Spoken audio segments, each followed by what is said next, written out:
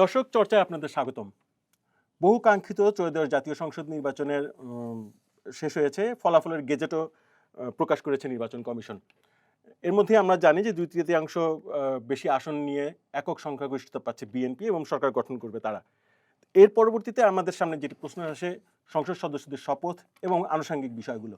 এই বিষয়গুলো নিয়ে আমরা কথা বলতে চর্চার সিনিয়র জয়েন্ট নিউজেডিটর কাজী সাজিদুল হকের সাথে আমরা কথা বলবো। কাজী সাজিদুল হক, আপনাকে চর্চা স্টুডিওতে স্বাগতম। আপনাকে ধন্যবাদ।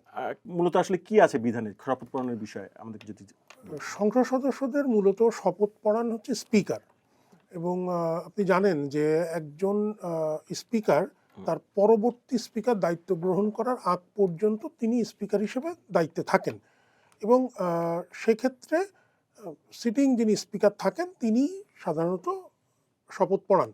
সেটা উনি যদি পদত্যাগও করেন বা যদি সংসদ ভেঙেও দেওয়া হয়, সেক্ষেত্রেও কিন্তু এই বিধানটাই রয়েছে। এটা সংবিধানের 74 অনুচ্ছেদে এটা বলা আছে যে স্পিকার বা ডেপুটি স্পিকার, মানে যদি স্পিকার পদত্যাগ করেন তাহলে ডেপুটি স্পিকার তার দায়িত্বে থাকবেন, চলে আসবে। তারা যদি পদত্যাগ করেনও পরবর্তী স্পিকার বা ডেপুটি স্পিকার না আসার আগ পর্যন্ত তারাই দায়িত্বে থাকবেন। এখানে আমাদের যিনি সর্বশেষ দ্বাদশ সংসদের স্পিকার ছিলেন ডক্টর শিরিন শারমিন চৌধুরী, তিনি পদত্যাগ করেছেন। সরকার মানে অন্তর্বর্তী সরকারের উপদেষ্টা কিন্তু বলেছেন যে স্পিকার নিখোঁজ। সেক্ষেত্রে তাহলে ডেপুটি স্পিকারের উপরে দায়িত্ব আসে, মানে স্বাভাবিকভাবেই চলে আসে। উনি জেলে এবং তিনি মানবতা বিরোধী অপরাধেরও দায় আছে তার উপরে। সো এটা ধরেই নেওয়া যায় যে তাকে প্যারোলে এনে কিংবা জামিন দিয়ে এটা করবেন না। তাহলে 3 দিন, মানে আজকে তো গেজেট হয়েছে, এমপিদের শপথ নেওয়ার নিয়ম হচ্ছে 3 দিন। 3 দিনের মধ্যে তাকে শপথ নিতে হয়। যদি সেটা না হয় তাহলে সেই ক্ষেত্রে শপথ পড়াবেন প্রধান নির্বাচন কমিশনার। এর মাঝখানেও আবার মানে আরেকটা মানে বিধান আছে, স্পিকার কিংবা ডেপুটি স্পিকার যদি শপথ না পড়ান কিংবা পড়াতে অসমর্থ হন, তাহলে স্পিকারের মনোনীত ব্যক্তি শপথ পড়াতে পারেন। আচ্ছা, সেই অপশনও তো আমাদের সামনে নেই। সেই অপশন আমাদের সামনে নেই। এবং এই 3 দিনের মধ্যে যেই বিধানটা আছে, সেক্ষেত্রে রাষ্ট্রপতি একজনকে মনোনীত করতে পারেন যে তিনি শপথ এমপিদের পড়াবেন। এটা মোটামুটি মানে সংবিধান এবং জাতীয় সংসদের কার্যপ্রণালী বিধিতে এরকমই বলা আছে। আচ্ছা, তাহলে এখন আমরা কি দেখতে পাচ্ছি? আমরা যে গত 2 দিনের কিংবা উপদেষ্টাদের যে বক্তব্য নানা সময়ের সবশেষ কি হতে যাচ্ছে আমরা সেটা জানি না, কিন্তু কি মনে হচ্ছে যে কে আসলে পড়াতে পারেন জাতীয় সংসদের এই নতুন সংসদ সদস্যদের শপথ? আজকে আমাদের প্রধান উপদেষ্টা ডক্টর মোহাম্মদ ইউনূসের প্রেস সচিব শফিকুল আলম, উনি একটি কথা বলেছেন যে 16 বা 17 তারিখ শপথ হতে পারে। সেইটা যদি আমরা বিবেচনা করি তাহলে দেখা যাচ্ছে যে আজকে গেজেট হয়েছে, তাহলে 3 দিন হচ্ছে, 3 দিন পার হয়ে যায় সোম অথবা মঙ্গলবারে। সেক্ষেত্রে আমার কাছে মনে হচ্ছে যে ইন্ডিকেশনটা ওই দিকেই যে প্রধান নির্বাচন কমিশনের শপথটা পড়াবেন। আর এরপরে হচ্ছে সরকার গঠন এবং আনুষঙ্গিক প্রক্রিয়া সম্পর্কে কি? প্রথমত হচ্ছে আগে তো তাদেরকে এমপি শপথ নিতে হবে।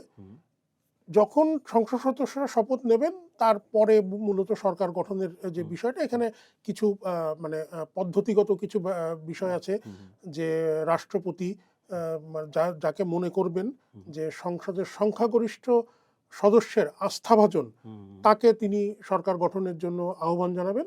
সেই অনুযায়ী বঙ্গভবনে তাদের শপথ হবে। তারপরে তো মানে যারা মন্ত্রী বা প্রতিমন্ত্রী উপমন্ত্রী হবেন তাদের শপথটা হবে। এরপরে পোর্টফোলিও বন্টন, দপ্তর বন্টন যেটাকে আমরা বলি, সেই আনুষঙ্গিক বিষয়গুলো রয়েছে। রাষ্ট্রপতির কাছে মানে রাষ্ট্রপতি সরকারের শপথ পড়ান। সেক্ষেত্রে যদি কোনো রাজনৈতিক বিষয় না থাকে তাহলে ওই যে জায়গাটা মোটামুটি পরিষ্কার। কারণ আমাদের বর্তমান যিনি রাষ্ট্রপতি মোহাম্মদ শাহাবুদ্দিন, তাকে নিয়ে অন্তর্বর্তী সরকার নানানভাবেই এবং অন্তর্বর্তী সরকারের স্টেক হোল্ডার বিশেষ করে এনসিপি নানান সময় নানানভাবে কথা বলেছে। বিএনপি ওই দিকে যায় কিনা সেটাও একটা দেখার প্রশ্ন আছে। তবে হ্যাঁ, বিএনপি এখন পর্যন্ত কিন্তু সাংবিধানিক ধারাবাহিকতা রক্ষার পক্ষে। তারা সবসময় কিন্তু, আপনার মনে আছে যে রাষ্ট্রপতিকে নিয়ে এক ধরনের তাকে পদত্যাগ করতে হবে, মানে এই ধরনের নানা ধরনের কথা উঠেছিল, তখন কিন্তু বিএনপি বলেছিল যে তারা সাংবিধানিক কোনো সংকটে পড়তে চায় না। শপথ সংসদ সদস্যদের শপথের ক্ষেত্রেও ওই সাংবিধানিক সংকটের মধ্যে পড়ার কিন্তু আসলে ওরকম আশঙ্কা নেই, কারণ আমাদের সামনে বেশ কয়েকটা বিকল্প আছে। তো আমার এখন পর্যন্ত যেটা মনে হয়, এবং আমরা চর্চা.কমে আমাদের অনলাইন প্ল্যাটফর্মেও তো আমরা একটি প্রতিবেদন এই বিষয়ে প্রকাশ করেছি, তাতে আসলে সরকারের কর্মকাণ্ড সবকিছু মিলে মনে হচ্ছে যে হয়তো প্রধান নির্বাচন কমিশনারই শপথটা পড়াতে পারে। আমার মনের মধ্যে একটা ছোট্ট প্রশ্ন যে ওই দিন শুধু শপথই পাঠ করাবেন রাষ্ট্রপতি কিংবা এর মনোনীত ব্যক্তি, প্রধান স্পিকারের মনোনীত ব্যক্তি, নাকি ওই দিনের যে অধিবেশনটা খুবই গুরুত্বপূর্ণ অধিবেশন, এই অধিবেশনটাও তিনি পরিচালনা করবেন? আসলে এখানে একটা বিষয় হচ্ছে যে সংসদ সদস্য হিসেবে শপথ নেয়ার পরে অধিবেশনের জন্য বেশ কিছুটা সময় থাকছে। রাষ্ট্রপতি যাকে মনোনীত করবেন, যদি ওই অপশনে আমরা যাই, কারণ আপনি জানেন যে সংসদের প্রথম কাজ হচ্ছে স্পিকার নির্বাচন, এবং সেটি করেন প্রিভিয়াস স্পিকার। যদি আগের স্পিকার নিজে প্রার্থী হন, সেক্ষেত্রে ডেপুটি স্পিকার করে।